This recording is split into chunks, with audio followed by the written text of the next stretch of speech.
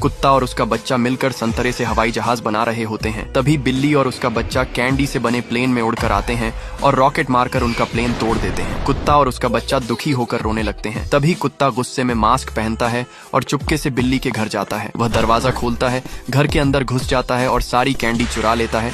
Candy को गाड़ी में भरकर भाग आता है। कुत्ता बाहर आकर उन कैंडियों से एक नया एयरप्लेन बनाता है। उस पर गोल्डन रंग की स्प्रे करता है। फिर कुत्ता और उसका बच्चा उस चमचमाते गोल्डन प्लेन में बैठकर उड़ते हैं और बिल्ली के प्लेन को रॉकेट से उड़ा देते हैं। फिर भी किसी ने लाइक नहीं किया।